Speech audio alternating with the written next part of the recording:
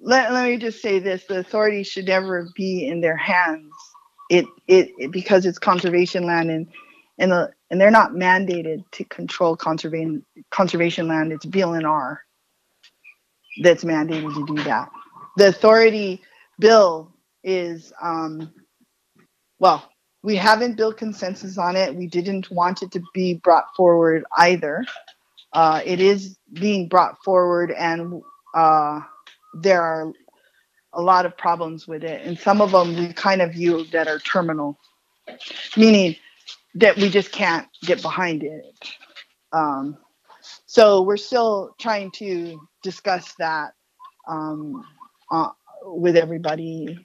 And so that's where we are now. That as written, we absolutely are going to have to oppose it. First of all, it was very clear in 1998 that the state auditor was highly critical of the management of Mauna Kea. That essentially is largely lawless. It was not we were not protecting the natural and cultural resources very well at all. The lot of very negative impression of management on the mountain. But the formation of OMKM, the drafting and then finalization, the comprehensive management plan, and all these additional plans since then were in large part response to this initial highly critical assessment. And as we heard yesterday during the Board of Land and Natural Resources testimony, management from OMKM is night and day compared to what the management was pre-OMKM. It can always be improved. I mean, there are many points I think that, both people like me and people like Keolo Pashoda and anybody else in between can highlight to say, look, OMKM needs to do better. But I think any fair-minded person would have to conclude that they are doing a good job under very difficult circumstances. I've been going to Mauna Kea since 2006, both for research, well, primarily for research, but it's important to me, not just for research, but also personally. I mean, it's a personally special place to me. I want to see the mountain protected. And I feel during the last 11 and a half years that I've gone there, that the Office of Mauna Kea Management has done that. They have done very well in protecting the resources. Again, as we heard during testimony yesterday from, I think, one of the former tour operators, is highly regulated. You require a lot of permits. The observatories are clean. There's no trash strewn around. It's a tight ship that is being run. Now, of course, it can be better, and this is where I think I cannot support this bill in its entirety. I think it would be a serious mistake. But I think particular aspects of this bill are actually good ideas or admirable. We need to, for example, I think it would be a good idea, whether through the administrative rules or through some other more direct mechanism, to give the rangers more authority. To not just simply be there and you know give the appearance of having enforcement, but actually having some enforcement power. I think that's a good idea. I think what the bill lists, for example, with access to the mountain being restricted, like maybe we need to have a sort of a kiosk where people can leave their vehicles and that they have to take shuttles up to the mountain, or they have to pay a fee to be able to go up there, and they have to have four-wheel drive vehicles. I think those are reasonable things to explore. So there are aspects of this bill I agree with, but the bill in its entirety, I don't agree with this at all. I think that OMKM is doing a good job, and as the bill states, it would be accepted upon approval. Somehow, you're going to take away this infrastructure of people who have a lot of experience managing Mauna Kea and introduce an entirely new infrastructure, entirely new bureaucracy, new people, and all of a sudden they're supposed to, on day one, know how to manage this very complex, challenging place. I think that's a recipe for disaster if we do that. Well, yeah, what is the legal status of the current leases then? I don't know what that would be. You know, I don't know how you do that.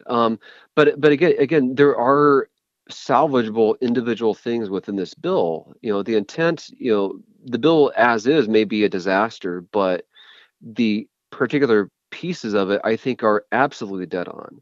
So, for example, I believe in the bill there is a demand that any future lease renewal for any of the observatories, as a byproduct of that, they have to describe their community investment package. They have to describe how they are going to benefit Hawaii.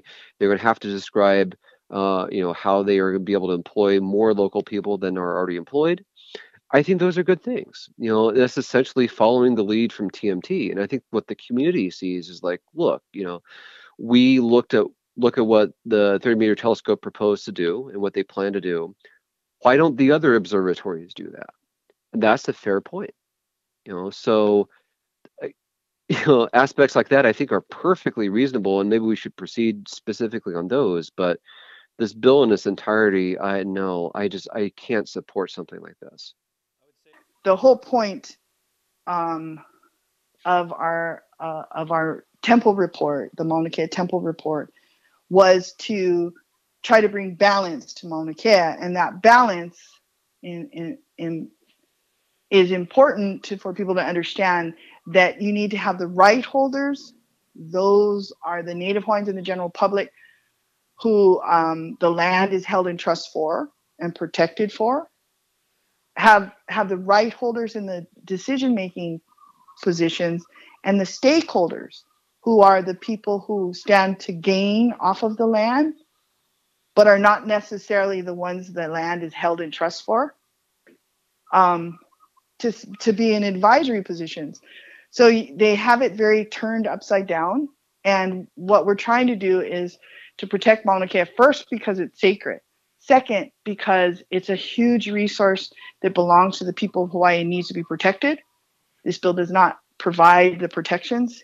It just, and we're definitely against any kind of access limitations. They have wanted to close the road and make the public out to be the enemy for years, and we are adamantly opposed against that. And those are the kinds of terminal things that are contained in that bill that we just can't rationalize and we can't support.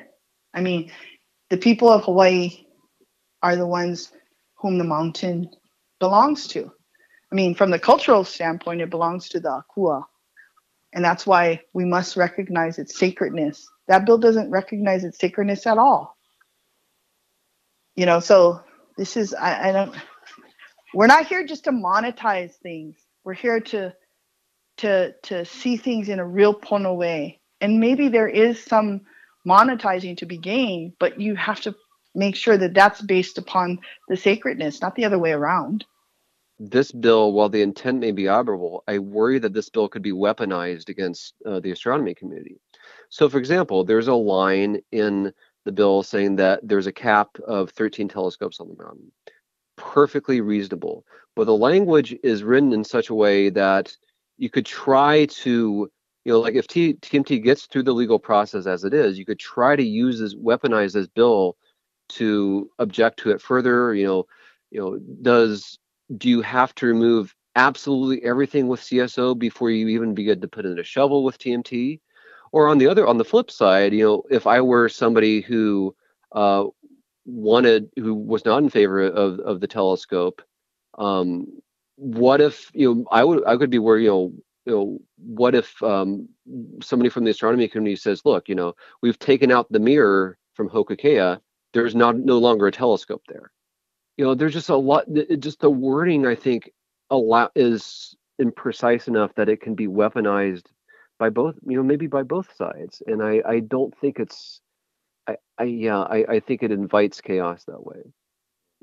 As an alternative, again, as an alternative, I think it's just better to focus on smaller, simpler things that actually do address the concerns of people for and against the 30-meter telescope and other telescopes. So, for example, there's no line in this provision that says, TMT is the last. I don't think there's a line in the provision that says TMT is the last new site. It just says there's a cap on the number of telescopes. Right, and that's a point that I would be I would accept, and I think the community at broadly speaking would accept too. But it's the point that I don't want to put words in the mouth of other people, but I feel like that's a point of concern for some of the petitioners in the contested case hearing for TMT or other the part of the community who's concerned about the telescope and other telescopes.